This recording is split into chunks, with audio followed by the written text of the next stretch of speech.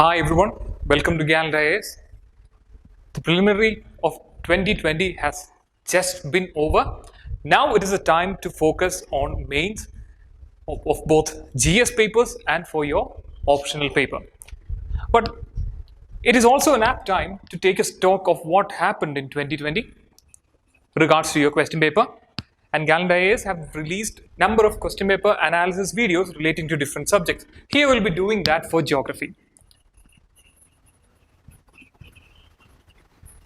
Now, interestingly, in geography, there is a lot of overlap of subjects from environment, geography, agriculture, and all this. We have identified 11 questions to be discussed in this video, in this class, as part of geography syllabus. So now let's not waste time. Let's start with the first question. The first question was, what are the advantages of fertigation in agriculture?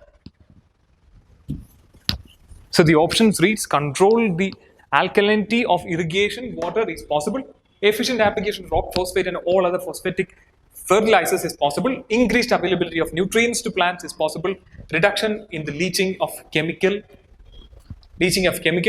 nutrients is possible. So you have 4 options you have to choose from, and interestingly, if you look at the options, it is clear that at least one of the statement is wrong, because in all the options there is no options as all of the above, or 1, 2, 3, or 4. You can conclude that at least one of the statement given here is wrong. Now, fertigation is a process whereby you provide fertilizers in part with your irrigation.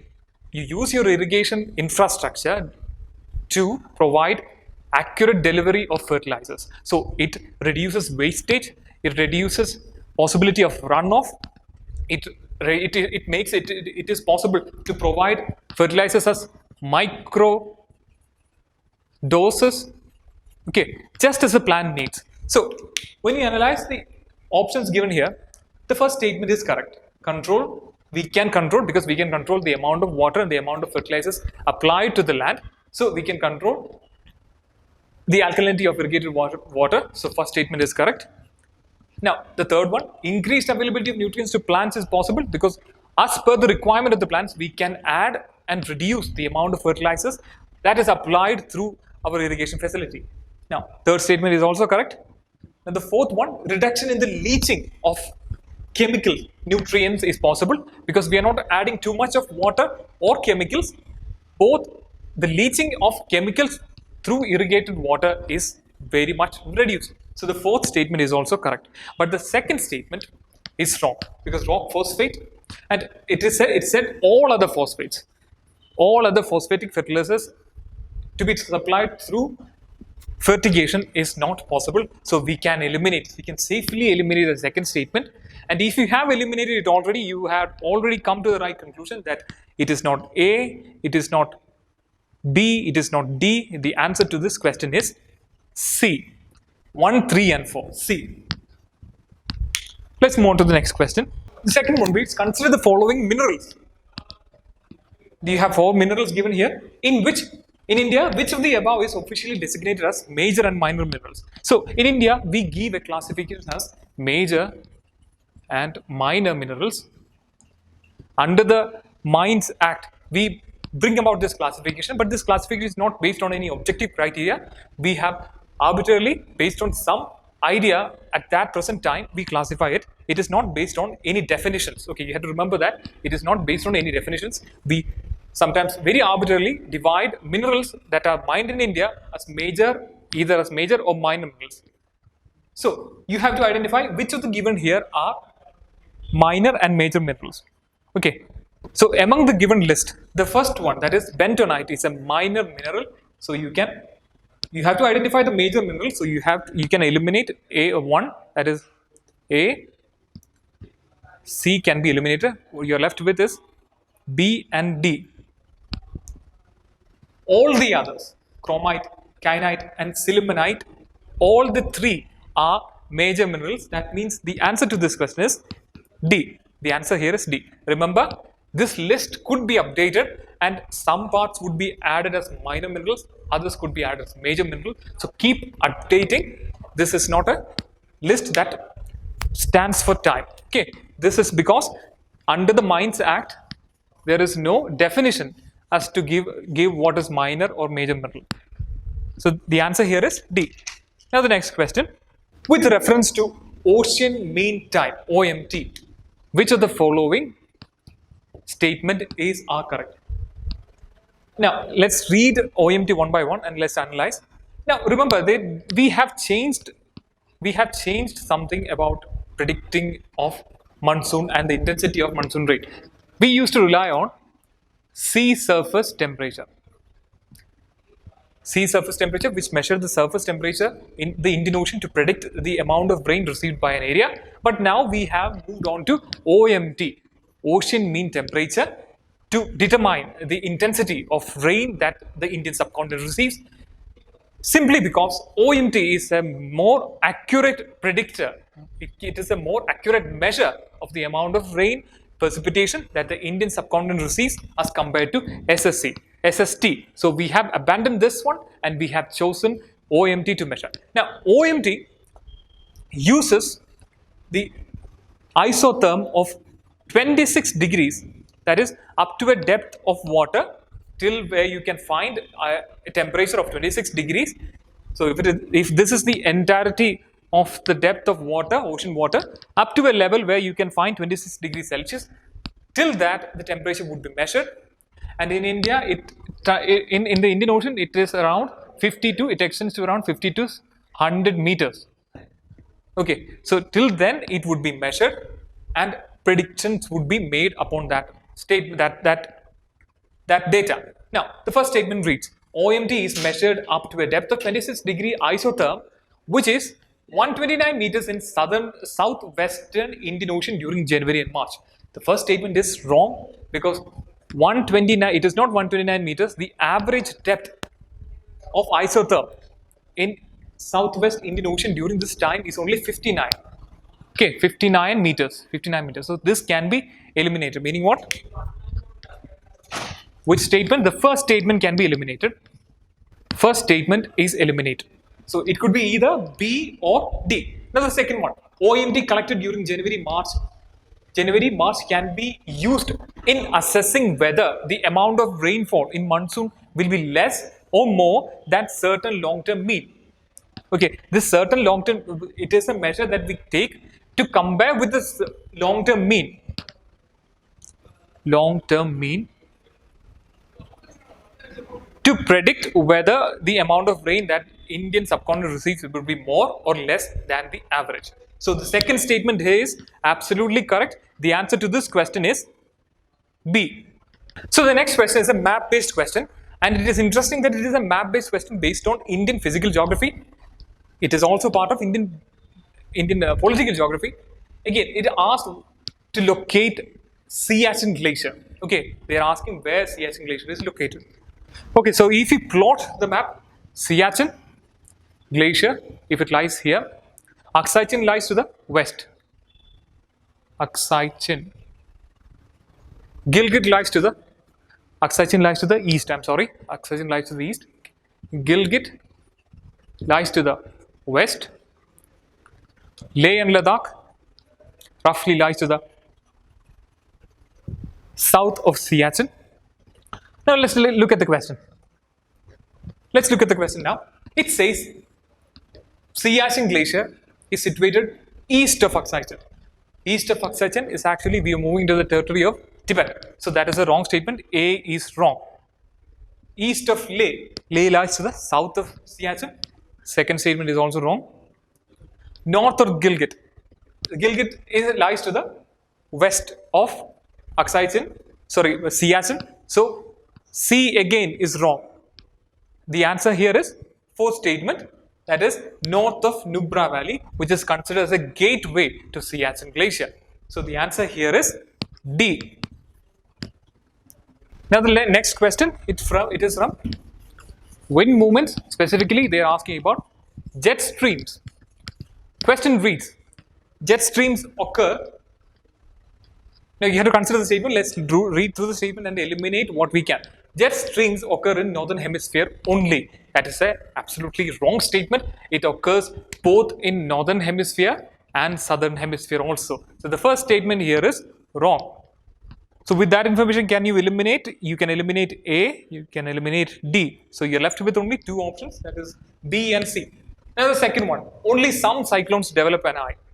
The formation of eye and the eye wall in the structure of a cyclone is seen mostly among tropical cyclones, severe tropical cyclones, and it is not exhibited in extratropical cyclones. So the statement here is correct. The second statement is correct. It is only seen in some cyclonic formations. So it is either B or C again. We cannot eliminate with that information. Now the third one. Temperature inside the eye of a cyclone is nearly 10 degrees lesser than that of the surrounding. Now, you have to remember that cyclonic systems are a low pressure system where you have a very low center around which winds from high pressure region are rushing into to fill in the void. Okay, so wind is rushing in towards the low pressure region, and it is, as it is proceeding towards the low pressure center, it is spun around, it spins around, and it is carried up into the clouds, and this creates the motion of circulating wind. So for a low pressure region to exist, we need temperature to be high. When pressure is low, temperature is high. When temperature is high, pressure is low. So we need the center to be at more temperatures as compared to the outside region. So in fact, the temperature at the center of the eye, the temperature in the eye would be 10 degrees or more higher than the surrounding. So the third statement is clearly a wrong statement. The answer to this question is C, 2 only. Okay, the answer is 2 only.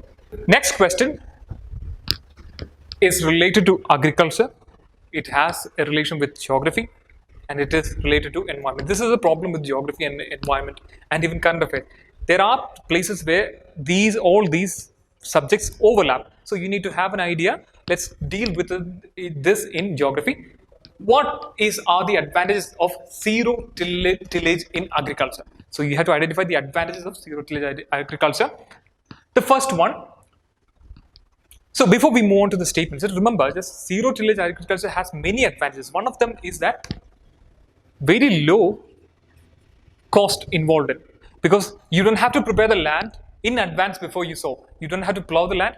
You don't have to clear the land before sowing. So cost reduced in labor cost reduced in cost of using machinery. So all that costs are very less or nil. So costs are very less. And another advantage is because you are not breaking the soil, because you are not plowing the land, runoff would be reduced because the natural vegetation, the small weed that grows on the land would be left there, and runoff of topsoil would be reduced. And another advantage is that all the greenhouse gas that has been built up under the surface of the land would be kept there. Once you break the land, it would be released back into the atmosphere. But if you keep it idle, if you keep it without disturbing the surface, all the greenhouse gases, maybe it's carbon dioxide, it could be methane, all these gases could be kept inside the earth, and that leads to sequestration of these gases, like carbon dioxide or methane. So let's read the question statements now. Sowing of wheat is possible without burning the residue of previous crop. That is true. We don't have to prepare the land, so we don't have to burn the leftover residue of the previous crop. The first statement is correct. Now, without the need of nursery of rice sapling, direct planting of paddy seeds into the wet soil is possible. So again, you don't have to prepare the land in advance, so you can plant directly onto the land. That means the second statement is also correct. Now the third one, carbon sequestration in the soil is possible. It is true, because you are not breaking the land, as we have said earlier. We can sequester carbon that is left in the land. We can leave it undisturbed. So the third statement is also correct, meaning the answer to this question is D. Most probable possible answer to this question is D. Then the next question, it is a statement, and you have to identify which crop suits this statement. Now, the crop is subtropical in nature. A hard frost is injurious to it. It requires at least 210 frost-free days and 50 to 100 centimeters of rainfall for its growth. A light, well-drained soil capable of retaining moisture is ideally suited for the cultivation of the crop. Which of the following is the crop? When you read this statement, it is clear that it is well suited. This condition is well suited and ideal conditions prescribed for the growing of cotton crop. Frost is the absolute enemy of cotton. We need a frost-free days for it to grow. It needs high humidity, so it grows well in subtropical regions. It needs good amount of sun rays. All that is needed. So all the statement given here is ideally suits plantation of option A, that is crop, that is cotton. So the answer here is A. Next question regards to steel slug. The steel slug can be the material for which of the following? Recently, we have found many important and useful applications of steel slug. We can use it in agriculture. We can use it in construction of roads. We can use it to pave pavements. There are several important activities for which steel slug can be used. In agriculture, even in agriculture, it can be used. In agriculture, it can be used to improve the soil. It has certain nutrients which are useful for the plants, and also it has the ability to correct soil acidity. So that is very useful. So let's read the statements here. Construction of base road. First statement is correct. It can be used for construction of base road. Now, improvement of agriculture soil. It is true. We can use steel slug to improve the conditions of an agriculture soil. Production of cement. Steel slug can be used to produce cement, and it too sometimes very cheaply. So the third statement is also correct. All the three statements are correct. Answer here is D. Uses of steel slug. The next question that we deal is also somewhat similar to the previous question, in the sense that it is also asking you to identify the uses of a component, that is a biochar. The uses of biochar in farming. Biochar is a high carbon content residue of thermal decomposition of plant materials, okay, or biomass. It can be used as a medium of cultivation of plants, especially in the case of vertical farming. So the statement 1, biochar can be used as part of growing medium in vertical farming. First statement is correct. When biochar is part of growing medium, it promotes the growth of nitrogen fixing bacteria. It has been shown by research that biochar is very conducive for the growth of microorganisms which fix nitrogen, which is very useful, which is very important for the growth of plants. So the second statement is also correct. Third one, when biochar is part of the growth medium, it enables the growth medium to retain water for a very long time. For longer time. It is true, biochar is also known for its water retentive capacity. It is also true. The third statement is also correct, meaning the answer to this question is 1, 2, 3, that is D. Again, the answer to this question is D. So the questions that we dealt the previously and this one also it is similar, because they are asking about the use of a certain substance. Here it was biochar, previously it was steel slug. So be careful next time. Next question again is a map-based question. Now, the names of very important civilizational rivers are given from around the world. These are very important rivers. These are very popular rivers. Now, you have to know them. Now, they are asking Mekong. You have to identify which of the pair given above is correctly matched. So, read the question carefully. Which of them are correctly matched? So, you have to identify which one is correctly matched and discard what is wrongly matched. Now, Mekong River. This is a civilizational river. It rises in the Tibetan region. It flows, the question says it flows and drains into the Andaman Sea, which is a wrong statement, which is wrong. It flows into South China Sea. Mekong drains into South China Sea. First statement is wrong. Thames. The question said it flows into Irish Sea. Thames is again, it is a civilizational river. It flows on the banks of London. So it flows into North Sea. Okay, so 1 and 2 are wrong. If 1 and 2 are wrong, you can eliminate A, you can eliminate D. You are left with B and C. Volga, it is a river, very important river. It flows into Caspian Sea. This is the right statement. Zambezi, it is a river in Africa. It flows into the Indian Ocean. So 3 and 4 are correct. So the answer here is C. Answer here is C. Volga and Zambezi. Volga drains into the Caspian Sea, which is a very large lake, and Zambezi flows into the Indian Ocean. And then the last question for us today, it is, in India, the term public key infrastructure is used in the context of digital security, food security, healthcare and education, or last, telecommunication and transportation infrastructure. The answer to this question is A, digital security infrastructure. Public key infrastructure includes all important digital security infrastructure like hardware, software, processes, all that is included in that term, which is very vital for our society. So the answer to this question is A, and it is can be classified as a current affairs question, so be careful. That's it for geography from 2020 preliminary exam. Prepare well for mains exam. Now it is time. Now you have to switch gears to mains exam. You have to prepare for your GS papers as well as your optional. Don't forget your optional. Options are very important for you. Whatever your options are, practice your questions, practice your answer writing skills, improve them, appear for the exam. All the best.